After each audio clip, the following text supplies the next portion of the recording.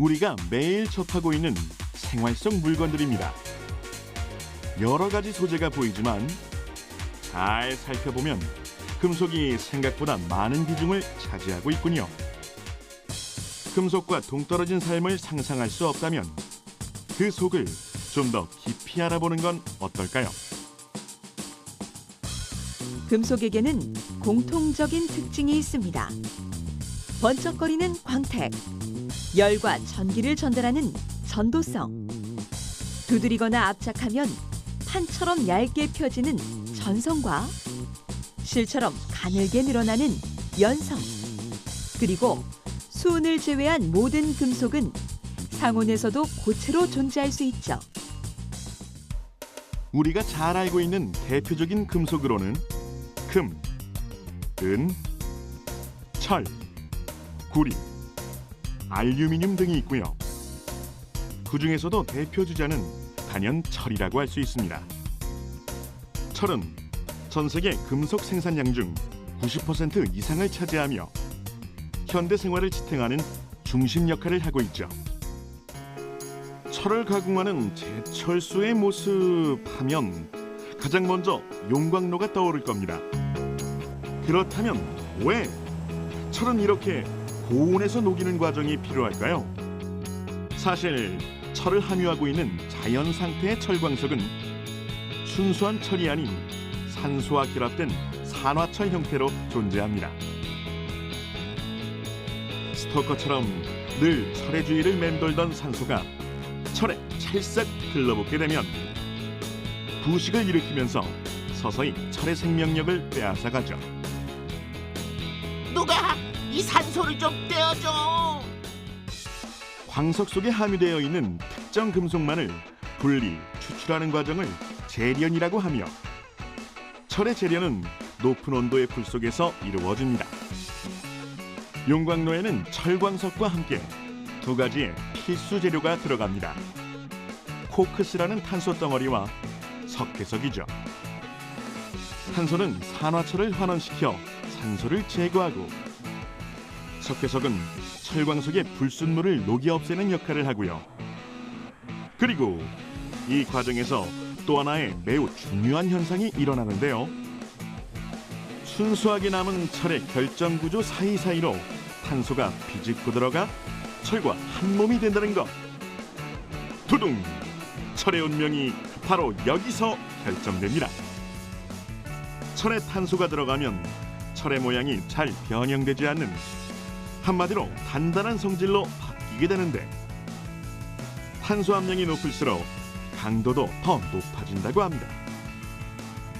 용광로에서 산소와 불순물을 제거한 후 가장 먼저 얻어지는 철에는 탄소가 약 2에서 4.5% 포함되는데요. 이것이 바로 선철, 즉 무쇠고요.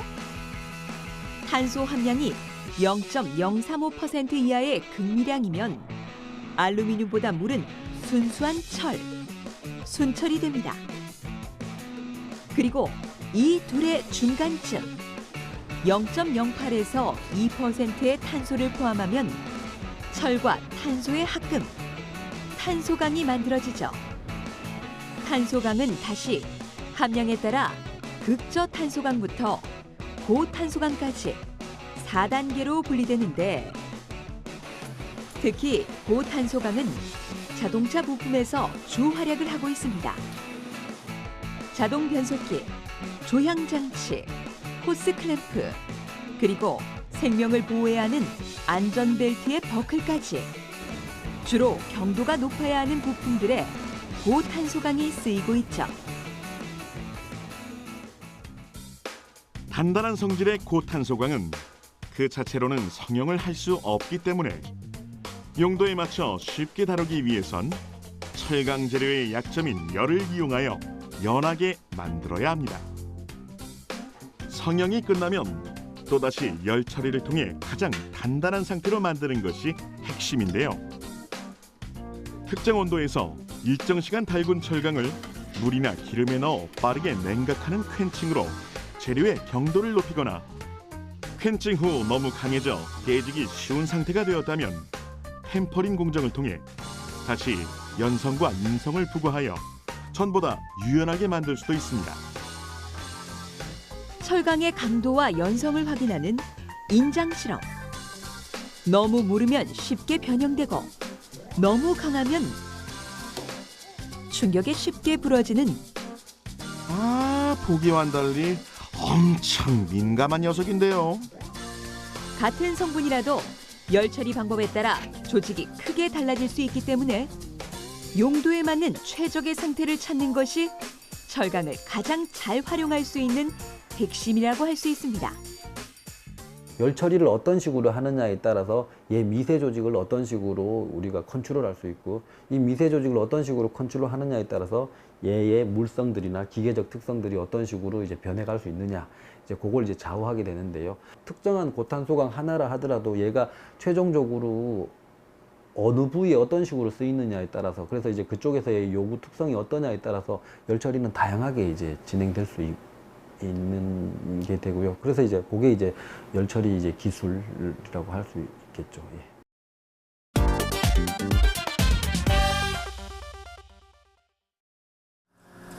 수많은 금속 중 유독 질량이 가벼운 경량금속이 있습니다. 보통 실생활에서 쓰이는 마그네슘, 베릴륨, 알루미늄, 그리고 타이타늄 등 4가지 종류가 대표 경량금속에 속하죠. 이 중에서 가장 빨리 그리고 가장 널리 실용화된 것이 알루미늄입니다.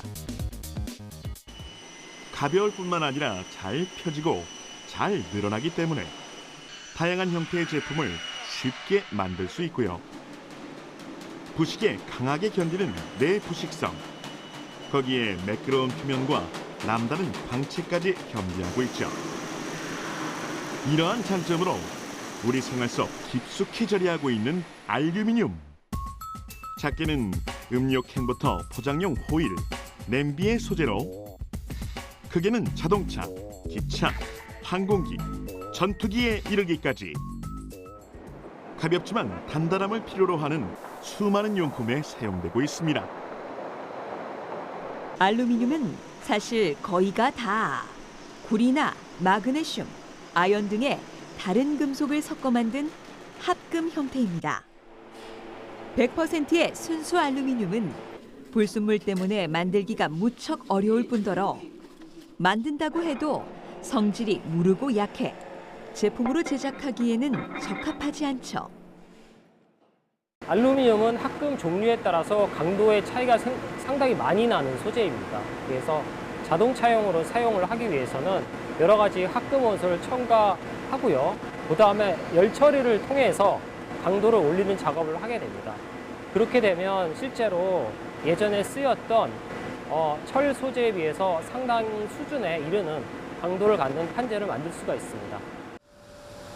알루미늄 합금은 만드는 방법에 따라 주조용과 가공용 합금으로 구분됩니다. 주조용 알루미늄 합금은 금속을 고온에서 녹여 틀에 붓고 굳혀 곧바로 제품의 형태를 만드는 방법인데, 주로 복잡한 모양을 가진 제품에 사용되며 자동차 부품에서는 타이어 휠이 대표적입니다. 합금을 틀에 부었을 때 잘 채워지는 유동성을 높이기 위해 실리콘을 합금 원소로 포함하고 있고요. 마그네슘, 아연 등을 포함한 가공용 알루미늄 합금은 금속을 강한 힘으로 펴거나 두들기거나 압출하여 일정한 모양의 봉, 판, 선 등을 만들죠. 가공 알루미늄 합금으로 제품을 만들기 위해서는 먼저 두꺼운 알루미늄을 판재 형태로 얇게 펴야 합니다. 밀가루 반죽을 밀듯 두 개의 롤러 사이로 금속을 통과시켜 얇게 펴는 압연 과정인데요. 금속의 두께를 줄이는 동시에 미세 조직의 성질이 변하면서 강도가 더 세지는 효과가 있으며, 이렇게 더 단단해진 알루미늄 판재는 자동차의 외판 등에 사용됩니다. 주조용과 가공용의 알루미늄 합금은 한 제품에서도 각각의 성질에 따라 다양한 곳에 적용됩니다. 그런데 문제는 이처럼 다른 물질의 합금으로 이루어진 제품을 재활용할 시, 그러니까 폐차량 한 대를 재활용하는 과정에서 주조용 합금과 가공용 합금의 부품을 따로 분류하는 것이 어렵다는 것입니다. 철과 알루미늄을 구분하는 것은 쉽지만 같은 알루미늄 합금에서 다른 성분을 분류하는 것은 간단한 문제가 아니죠. 그렇다고 이들을 함께 녹여 재활용하게 되면 제품의 질이 떨어지기 때문에 주조형과 가공형의 성질은 유지하면서 동일한 물질을 추가할 수 있는 신합금 알루미늄 개발이 필요한데요. 재료연구소에서는 알루미늄의 미량의 실리콘과 마그네슘 등 포함 물질의 수많은 조합을 거듭하여 그 실마리를 찾아가고 있습니다. 참을 수 없는 금속의 가벼움. 알루미늄보다 강도가 월등히 높고 바닷물에서도 녹이 슬지 않으며 인체 내부에서도 전혀 부작용을 일으키지 않는 타이타늄입니다. 금속 중 질량 대비 강도가 가장 강하며 밀도는 항철의 절반에 불과하죠. 타이타늄 역시 앞선 금속처럼 순수 타이타늄과 다른 금속들을 섞어 만든 타이타늄 합금으로 나뉩니다. 순수 타이타늄은 순수 알루미늄이나 순수 철보다 기본 강도가 높아 그 자체로도 활용이 가능하지만 역시나 효율성은 합금이 뛰어나죠. 생활용품에서는 골프 클럽이 독보적인데요. 특히 타이타늄 소재의 아이언 골프 헤드는 골프 헤드의 기준이 될 정도로 보편화되었습니다. 타이타늄은 생체 적합성도 탁월합니다.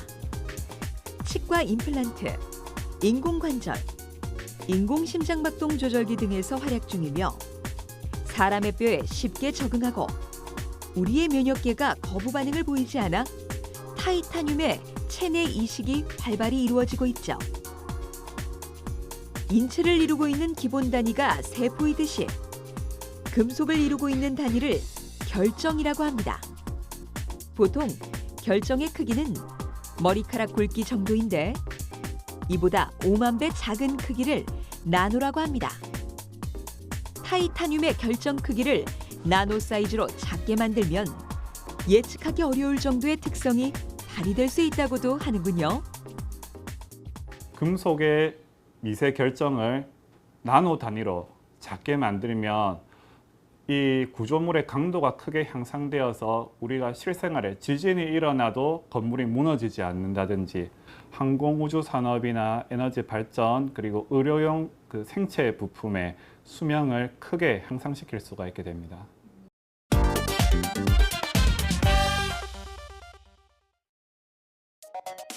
재료로서 다루기는 쉽고 물건으로 완성되었을 때는 견고함과 불변성을 가지는 금속의 반전 매력. 그 덕에 인류는 오랜 옛날부터 다양한 금속 재료를 활용하여 생활에 필요한 일용품과 장식품을 만들어 왔습니다. 금속 공예는 재료에 따라 크게 귀금속 공예와 보통 금속 공예로 나뉘며 금, 은, 백금 등의 귀금속으로는 주로 장식품을, 그 외 구리나 철과 같은 금속으로는 도구와 기기 등을 만들고 있는데요. 구리만으로는 너무 무르기 때문에 구리를 기본으로 주석이나 아연, 니켈 등을 섞어 단단한 합금으로 사용하고 있습니다. 기원전 2500년 무렵부터 오늘날까지 생활 속 깊숙이 자리 잡고 있는 금속 공예품입니다. 금속에 적용할 수 있는 가공법만 해도 수십 가지. 합금의 비율과 두께에 따라 금속을 종이처럼 오리거나 돌돌 말거나 선으로 뽑을 수도 있고요. 거푸집에 녹인 쇳물을 부어 원하는 형태를 얻는 등 제작자의 기술과 응용력에 따라 얼마든지 다채로운 결과물을 만날 수 있습니다. 그것이 실용적이든 예술적이든 말이죠. 그리고 여기 대중적으로 잘 알려지진 않았지만 이집트 피라미드에서 발견됐을 정도로 오랜 역사를 가지고 있는 또 하나의 금속 공예 기법이 있습니다. 은은하면서도 우아한 색감이 돋보이는 칠보 금속 공예. 금속이라는 도화지 위에 생유리질의 유약을 녹여 붙여 아름다운 색상을 내는 기법인데요. 7가지 보배. 칠보는 금, 은, 청옥, 수정, 진주, 만옥, 호박을 가리키며 이 보석들이 내는 귀한 색을 상징적으로 표현한 이름입니다. 유독 광택이 번쩍거리는 이 구두를 일컬어 우리는 에나멜 구두라고 부르는데요. 칠보의 빛깔을 내는 유약 기법을 영어로 에나멜링이라고 하며 이 가루 유약들이 작가의 손을 거쳐 아름다운 빛깔로 탄생하게 되죠. 자, 그럼 칠보를 금속에 입히는 작업 직접 확인해 볼까요? 완성된 밑그림에 맞춰 아크릴판을 모양 그대로 오립니다. 일반적으로는 칠보가 금속에다가 많이 하는데요. 일반적인 금속은 은, 동, 그리고 철도 가능하고요. 그리고 또 도자기, 유리도 가능합니다. 근데 이제 그거에 맞는 유약이 조금씩 틀리는데요. 그래도 이제 유약이랑 그리고 또 CMC 그리고 가마만 있으면 작업이 가능합니다. 오늘 선택한 금속 재료는 동판. 오린 아크릴에 동판을 대고 기계로 눌러주면 이렇게 모양이 튀어나오고요.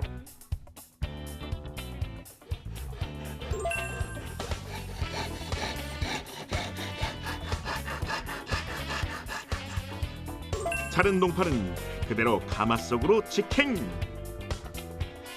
금속 표면에 있는 산화 피막을 제거하는 단계인데요.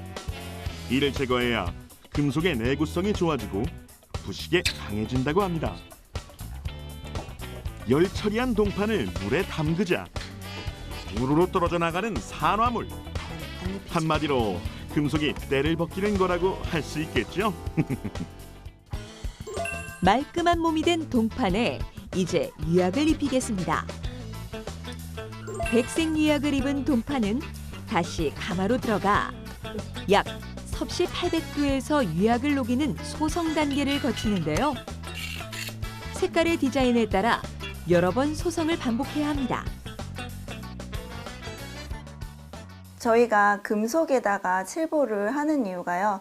금속과 칠보 유약의 전연성과 팽창수가 비슷하기 때문에 가마 안에서 소성을 하고 이 소성된 거를 가마 안에 바깥에 내놔도 깨지지 않기 때문에 작업이 용이하기 때문에, 그리고 이제 칠보 유약은 색이 아름답기도 하지만 반영구적으로 되게 변하지 않는 색깔이기도 하고요. 마치 코팅된 것처럼 금속에 녹아 착 달라붙은 유약. 동판에 칙칙하면서 광채나는 도자기 피부로 완벽히 변신했습니다. 마지막으로 회화용 유약으로 그림을 그려 넣은 후 열 처리로 마무리하면 칠보 금속 공예품 완성! 금속의 차가움과 칠보의 따뜻함을 지닌 또 하나의 보석이 탄생했습니다.